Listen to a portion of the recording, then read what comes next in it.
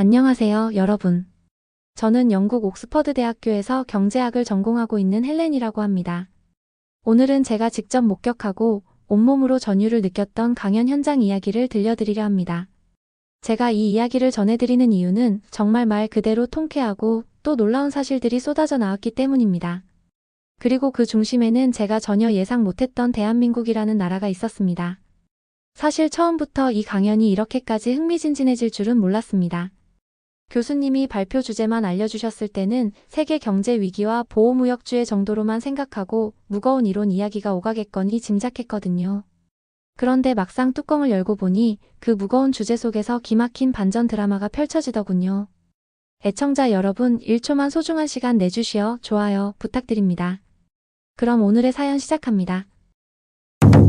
현재 미국의 트럼프 대통령이 재집권하면서 전 세계 경제가 거의 멈추다시피 했고 보호무역주의와 무역 분쟁이 극단까지 치달은 상황입니다. 트럼프 대통령이 고율 관세를 전 세계 수입품에 매기고 중국은 공급망을 움켜쥐고 흔들어대면서 글로벌 공장이 셧다운되고 유럽은 내수가 침체되어 있고 일본은 수출 생산 자체가 중단 상황에 이르렀습니다. 베트남이나 방글라데시 같은 개도국 역시 공장 가동률이 급감했죠. 정말 심각한 위기입니다. 그런데 이 와중에 유독 큰 타격 없이 버티고 있는 나라가 있었습니다. 바로 한국이었죠. 사실 저는 전부터 K-드라마나 K-팝 같은 걸로 한국 문화를 조금 접해본 적이 있었지만 경제학도인 제가 이토록 한국이라는 나라가 세계 경제의 한가운데에서 돋보이게 될 것이라고는 꿈에도 몰랐습니다. 그런데 2018년 철강 관세, 2019년 미중 무역 전쟁, 2020년 글로벌 팬데믹 상황 속에서도 한국이 상당히 빠르게 대응하고 살아남았다는 것은 어느 정도 알고 있었습니다. 그때도 굉장했지만 지금 2025년 상황은 훨씬 더 극적인데도 불구하고 한국이 거의 흔들림 없이 성장 중이라는 얘기가 들려오더군요.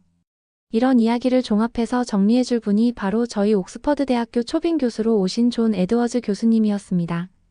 교수님은 국제 경제 분야에서 명성이 대단하신 분으로 아주 예리하고 냉철한 현실 분석으로 유명합니다.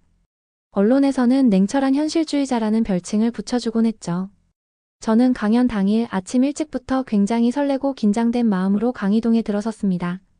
이 강연은 옥스퍼드 대학교 경제학부와 대학원생들에게만 오픈된 특별 세션이었지만 무려 300명 넘는 학생들이 신청했을 정도로 관심이 뜨거웠습니다.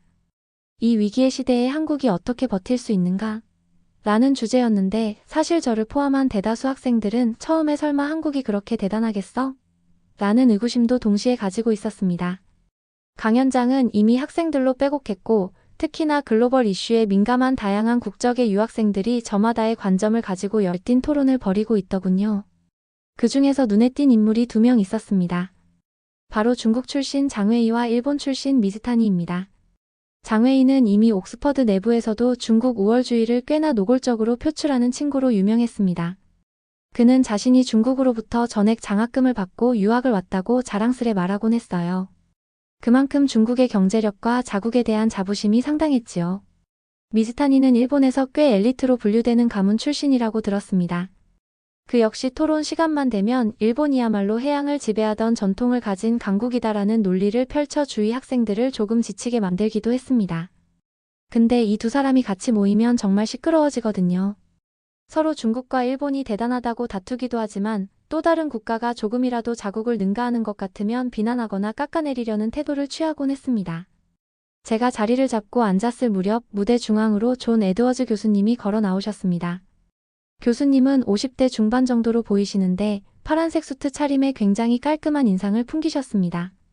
그런데 무엇보다도 눈빛이 날카롭고 자신감이 넘치시더군요. 강단에 서자마자 교수님은 빼곡하게 준비된 자료를 하나 둘 정리하시곤 마이크를 조정하셨습니다. 안녕하세요. 저는 존 에드워즈라고 합니다. 오늘은 위기 속에서도 흔들리지 않는 한국이라는 주제로 말씀드리려 합니다. 지금 전 세계가 보호무역주의와 공급망 붕괴로 몸살을 앓고 있습니다만 유독 버티는 나라가 있죠. 바로 대한민국입니다. 교수님 말씀이 끝나자마자 뒤쪽에서 장웨이가 벌써부터 살짝 코웃음을 치는 소리가 들렸습니다. 한국이 중국 없이는 어차피 못 버틴다니까? 라는 식으로 중국어로 중얼거리더라고요. 이 모습을 옆자리에서 본 미즈타니는 일본이 진짜 해양 강국인데 무슨 한국이야 라는 표정을 짓고 있었습니다. 저도 그런 미묘한 긴장감을 감지하고 이 강연 뭔가 뜨거워지겠는데 하고 직감했습니다. 교수님은 먼저 2025년 현재 세계 경제 지표를 큰 화면에 띄우셨습니다. 그래프는 정말 끔찍할 정도로 폭락 곡선을 그리고 있었습니다. 미국의 고율 관세 부과 이후 글로벌 무역량이 급감했고 중국발 공급망 대란이 겹치면서 유럽과 아시아의 생산 라인이 무너졌죠. 이미 베트남이나 인도네시아 같은 신흥국들도 공장을 멈추거나 부분 가동만 하는 실정이었습니다. 그런데 이상하게도 한국만은 수출 지표가 상대적으로 안정적이거나 일부는 오히려 소폭 상승 곡선을 그리는 자료가 제시되었습니다. 이것이 의미하는 바가 무엇일까요? 교수님이 조용히 물으시자 강의실은 일순간 조용해졌습니다. 그러자 장웨이가 손을 번쩍 들면서 말했습니다. 교수님, 한국이 저렇게 지표가 좋게 보이는 건 사실 중국에서 부품이나 소재를 수입해서 가공 무역을 하는데 의존했기 때문 아닙니까? 중국에 거대한 시장이 없으면 결국 한국도 무너질 텐데요. 그 말에 교수님은 잠시 미소를 지으셨습니다. 장웨이 학생, 아주 좋은 지적입니다.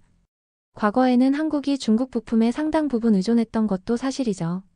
그런데 지금 한국이 그 의존도를 낮추고 있다는 사실은 알고 계신가요? 라고 되묻자 장웨이는 조금 당황한 듯 보였습니다. 교수님은 곧이어 자료 화면을 바꾸어 한국의 공급망 다변화 전략을 보여주셨습니다. 한국은 5년 전부터, 그러니까 2020년대 초반부터 중국 리스크를 예측하고 베트남, 인도네시아 등지로 공급망을 분산해 왔습니다. 그리고 반도체, 2차 전지, 바이오헬스 등 첨단 기술 분야에서 미국 시장의 자리를 확실히 잡아놓았어요. 그래서 미국 관세 폭탄의 영향이 상대적으로 덜합니다. 교수님 말씀이 이어질수록 장웨이는 점점 표정이 굳어졌고 저는 속으로 벌써부터 재미있어지는데? 라고 생각했습니다. 미즈타니는 기다렸다는 듯 손을 들더니 꽤 격앙된 목소리로 질문을 던졌습니다. 교수님, 일본은 전통적으로 해양 강국이었고 전 세계 무역로를 선점해왔습니다. 한국이 항만이나 해운 인프라에서 일본보다 우위에 있다는 것이 과연 사실인가요? 그 순간 저는 옆에서 아차 싶었습니다. 미즈타니는 평소에도 일본의 해양력을 과시하는데 자부심이 컸거든요. 그런데 교수님은 이미 몇 장의 그래프를 준비해 놓으셨더군요.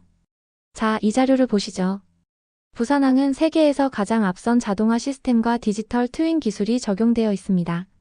항만 운영 속도, 물류비 절감률, 그리고 실시간 해운금융무역 데이터가 통합된 네트워크 지표 등에서 일본은 물론 중국까지 제치고 세계 1, 2위를 다툴 정도입니다. 교수님은 파워포인트 슬라이드를 넘기며 한국은 단순히 항만을 운영하는 것이 아니라 항만 자체를 기획하고 설계하는 나라입니다. 인프라 구축부터 운영 소프트웨어, 물류체계, 심지어 금융까지 통합해서 하나의 생태계를 만들었죠라고 하셨습니다. 그 순간 미즈타니의 표정이 살짝 경직되었고 장웨이도 못마땅한 듯 시선을 피했습니다. 사실 저도 몰랐습니다. 부산항이 그렇게까지 앞선 기술을 갖추고 있다는 사실을요.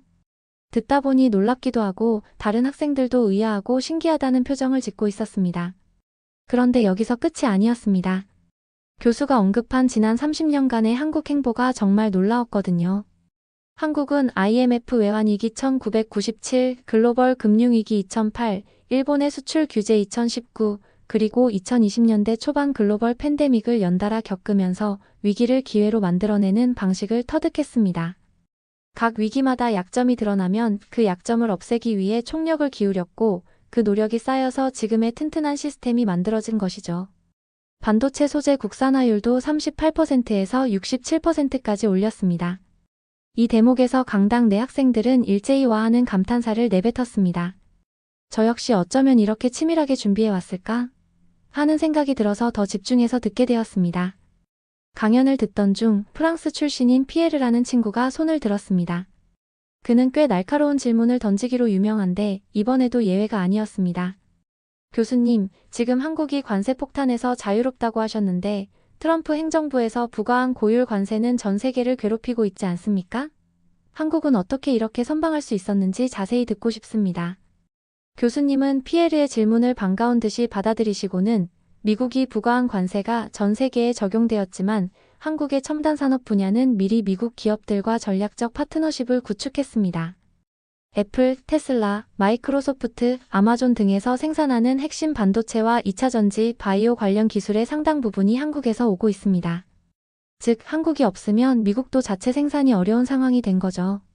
그래서 단순한 규제 대상이 아니라 필수 협력 파트너가 된 것입니다. 라고 설명해 주셨습니다. 미즈타니가 또 한 번 말을 끼어들었습니다. 그렇다고 해도 미국이 언제 한국에도 등을 돌릴지 모르는 거 아닌가요? 미국이 원하는 건 항상 자국 이익이지 한국 이익을 봐주진 않을 텐데요. 교수님은 이번에는 조금 단호한 표정으로 말씀하셨습니다. 물론 미국이 자국 이익을 우선시하는 건 맞습니다. 하지만 지금 미국 기업들은 한국으로부터 들여오는 기술과 부품 없이는 경쟁력을 유지하기 어렵습니다. 이미 한국 기업이 미국 현지에 R&D 센터를 차려 협업 중이고 관세 문제도 이들 첨단 분야에는 예외가 적용되고 있습니다. 말씀드렸듯이 한국은 반드시 지켜야 할 필수 파트너가 된 상태지요. 이때 강당 맨 앞줄에 앉아있던 스웨덴 유학생 아델이 환한 미소로 손을 들었습니다. 교수님, 저는 한국에 대한 개인적 호감이 큰 편인데요. 이렇게까지 철저하게 대비해온 것은 어떻게 가능했나요? 국가 차원에서 강력한 드라이브가 있었던 건가요? 교수님은 네, 한국 정부와 기업, 그리고 금융물류까지 하나로 묶이는 시스템이 있었고 이것이 가장 큰 차이였습니다. 한국은 무역 없이는 생존하기 어려운 조건이었기 때문에 위기가 닥칠 때마다 살아남기 위해 애썼고 그 과정에서 생긴 게 바로 48시간 이내 대응 시스템입니다. 어떠한 위기가 와도 48시간 안에 관련 부처와 기업이 회의를 열고 현장 대처가 가능하도록 매뉴얼이 준비되어 있죠라고 하셨습니다. 저는 48시간 이내 대응이라는 문구가 너무 인상적이어서 노트에 별도로 적어두었습니다. 이런 신속함과 철저함은 어디에서 오는 걸까? 하는 궁금증이 계속 뭉게구름처럼 제 머릿속에 맴돌았습니다. 그러던 중 장회의가 다시 손을 들었고 그의 목소리는 전보다 더 공격적이었습니다. 교수님, 한국이 중국에 대한 의존도를 낮추고 있다 하더라도 결국 동아시아권은 서로 얽혀있지 않습니까? 중국이 마음만 먹으면 원자재나 부품 수출을 멈추고 한국을 압박할 수도 있을 것입니다. 그리고 솔직히 한국이 독립적으로 산업 전반을 이끌 만큼 거대한 내수 시장을 갖고 있지 않잖아요? 이때 저는 장회의가 확실히 마지막으로 큰 카드를 꺼냈구나 싶었죠. 이 논리는 늘 중국이 주변국들을 상대할 때 자주 쓰는 시장 규모 논리거든요.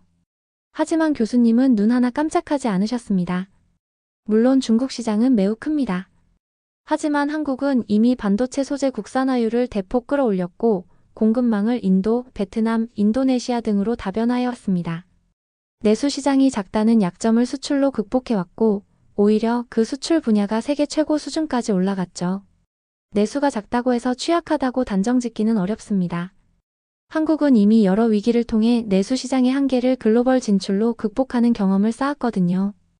교수님이 차분히 설명하시자 장회의는 더 이상 뾰족한 반론을 못 찾겠는지 슬쩍 눈을 피하며 자리로 주저앉았습니다.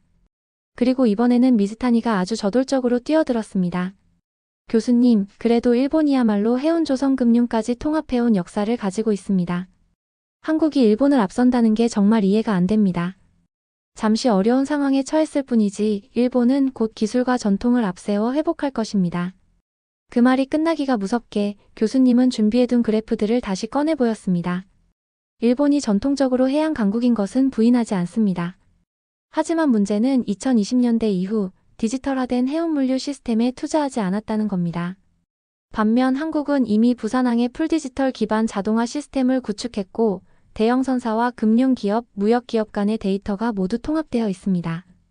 지난 공급망 대란 때 이 시스템이 빛을 발했고 그래서 아직까지 큰 타격을 받지 않은 것이죠. 게다가 한국은 조선업까지 함께 통합해 운영하고 있습니다.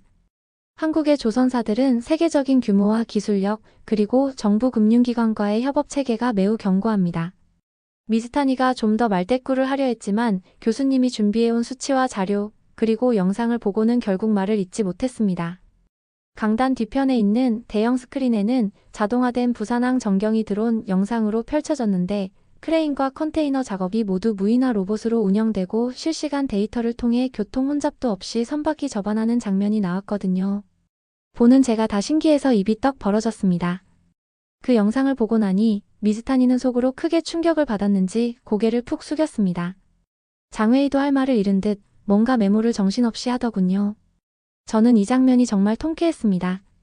왜냐하면 평소에도 장회의와 미즈타니가 자신들의 나라가 최고라며 다른 국가들을 얕보는 발언을 자주 하곤 했거든요. 그런데 오늘은 한국이라는 나라가 그들의 기대와 편견을 완전히 뒤집어 엎는 통계를 내놓았고 교수님이 너무나도 논리적이고 냉철한 자료로 압박을 가하셨으니까요. 저는 그 순간 와, 정말 한국이라는 나라가 대단하긴 하구나라는 생각과 함께 장웨이와 미즈타니의 굴욕이 조금 통쾌하게 느껴졌습니다. 하지만 교수님은 마지막에 아주 인상 깊은 말을 하셨습니다. 장웨이, 미즈타니, 그리고 이 강의실에 계신 모든 분들이 잊지 말아야 할 점이 하나 있습니다. 한국은 이런 시스템을 하루아침에 만든 게 아니라는 사실입니다.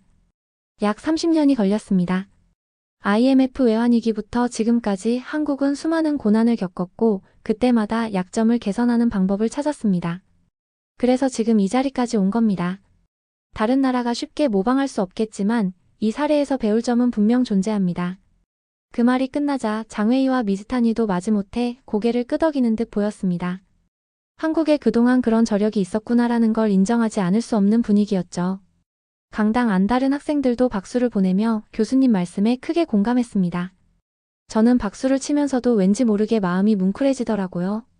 한국이 정말 고생을 많이 하면서도 성장해왔구나라고 느껴졌습니다. 강연을 마치고 교수님이 무대에서 내려오시자 학생들이 몰려가 질문 세례를 퍼부었습니다. 특히 한국에 대해 좀 더 알고 싶다는 학생들이 많았죠. 바이오 산업에서 어떻게 그렇게 빠른 성장을 했나요? 반도체 소재 국산화를 하기까지 어떤 정책이 가장 주요했나요? 등등 질문이 끊이질 않았습니다. 장웨이는 조금 시무룩한 표정으로 아, 정말 한국이 이렇게까지 준비가 철저할 줄은 몰랐네요. 중국도 나름대로 대단하다고 생각했는데 한국이 이미 대체 시장을 만들어놨다니라며 친구들에게 말을 걸었습니다. 미즈타니도 고개를 좌우로 흔들며 일본의 기술이 아직 최고라고 생각했는데 한국이 이런 식으로 해운조선금융을 통합 운영하고 있다니 믿기지 않아라고 중얼댔습니다. 저는 그 모습을 보면서 솔직히 말하면 약간의 쾌감을 느꼈습니다. 물론 중국과 일본 모두 위대한 역사를 가진 나라들이고 세계 경제에 큰 역할을 해온 것도 사실입니다. 하지만 그들이 늘 한국은 우리가 없으면 안 된다거나 한국은 아직 우리 수준에 못 미친다는 식으로 무시하는 태도를 보였기에 오늘의 이 반전이 더욱 짜릿하게 다가왔거든요. 그날 저는 교수님께도 잠시 다가가서 말씀을 드렸습니다. 교수님, 오늘 강연 정말 인상적이었습니다. 저도 한국이라는 나라가 이렇게 주도적인 역할을 할 수 있다는 걸 몰랐어요. 특히 위기를 기회로 바꾼다는 그 정신이 참 대단하다고 생각했습니다. 교수님은 미소를 지으시며 헬렌, 앞으로 더 지켜보세요. 한국은 아직 잠재력을 다 보여주지 않았습니다. 이번 세계 경제 위기 속에서도 분명 새로운 산업 융합이나 혁신을 보여줄 겁니다. 이미 반도체와 배터리의 결합, 해운조선금융의 통합 등 경계를 허무는 시도를 하고 있으니까요. 지금 혼란기에 한국이 조용하지만 확실한 영향력으로 질서를 바꿀 수도 있을 겁니다. 라고 답해 주셨습니다. 저는 그 말씀을 들으면서 가슴이 두근거렸습니다. 도대체 한국이라는 나라가 어디까지 성장할 수 있는 걸까? 정말 앞으로는 흐름을 바꾸는 나라가 될 수도 있겠네 하는 생각이 들었죠. 강연장이 파하고 나서도 저는 이 여운이 쉽게 가라앉질 않았습니다. 제가 오늘 이 이야기를 이렇게 길게 여러분께 전해드리는 이유는 그날의 강연이 준 충격과 감동이 제 안에 너무 선명했기 때문입니다. 그동안 저는 한국을 그저 조금 발전한 아시아의 한 나라 정도로만 알고 있었는데 실제로는 세계 경제의 핵심 파트너가 되어버린 나라라는 사실을 깨달았거든요. 그것도 제 눈앞에서 치열한 토론과 강력한 데이터로 입증된 형태로요. 그리고 또 한 가지, 그들을 지켜보며 나라의 위기라는 것이 아무리 잦다고 해도 결국 그걸 발판 삼아 성장하는 국가가 존재한다는 사실에 깊은 존경심이 생겼습니다. IMF 외환위기 때도 그렇고 글로벌 금융위기 때도 그랬고 2019년 일본의 수출 규제나 2020년 팬데믹을 거치며 약점을 강점으로 바꾸려는 노력을 계속해온 한국인들의 DNA가 놀라웠습니다. 경제학도인 제가 봤을 때 한국은 자본도 충분치 않고 내수 시장도 작고 자원도 풍부하지 않은데 결국 수출로 승부를 걸었고 해운조선금융 무역을 한꺼번에 디지털화하는 데 성공했죠. 그게 단순히 잘했네 정도가 아니라 실제로 2025년 세계 경제 위기 속에서 거의 유일하게 흔들리지 않고 계속 성장하는 결실을 맺고 있으니 정말 대단하다는 말이 절로 나왔습니다. 그날 이후 장웨이와 미즈타니는 강의나 세미나 자리에서 자국 우월주의를 시위하듯이 내세우는 빈도가 확 줄었습니다. 사실 그 두 사람도 한국 관련 자료를 찾아보며 진심으로 놀란 듯 했거든요. 어떤 날에는 장웨이가 저한테 와서 조심스레 혹시 한국어를 공부해볼까 하는데 너 혹시 아는 학원이 있니? 라고 물어볼 정도였습니다. 미즈타니도 한국의 부산항을 직접 한번 보고 싶은데 교환학생 프로그램이 있나? 하고 찾아보더라고요. 제게는 이런 모습들이 사무 신기했고 또 한편으론 사람이란 직접 팩트를 접하면 생각이 이렇게 바뀌는구나 하고 새삼스레 깨닫게 되는 경험이었습니다. 저는 그날 강연이 끝난 뒤로도 며칠 동안 머릿속이 한국 이야기로 가득 찼습니다. 그래서 개인적으로 추가 조사를 해봤는데 정말 재미있는 사실들을 많이 알게 되었습니다. 한국은 여러 번 외세의 침략과 전쟁, 식민지 경험을 겪었음에도 불구하고 그때마다 놀라운 재건 능력을 보여왔더군요. 그리고 단순히 과거의 아픔을 극복하는 것을 넘어 이제는 세계 경제의 흐름을 일부 설계할 수 있을 정도로 기술력과 시스템을 갖추었다는 걸 알게 되었습니다. 특히 반도체와 배터리, 그리고 바이오 헬스 분야에서 세계적으로 중요한 위치를 차지하고 있다는 점은 교수님이 보여주신 그래프에서도 확실하게 드러났습니다. 그리고 해운조선금융 시스템을 디지털 트윈 기술로 묶었다는 것은 제가 경제학도이면서도 미처 상상하지 못했던 영역이었습니다.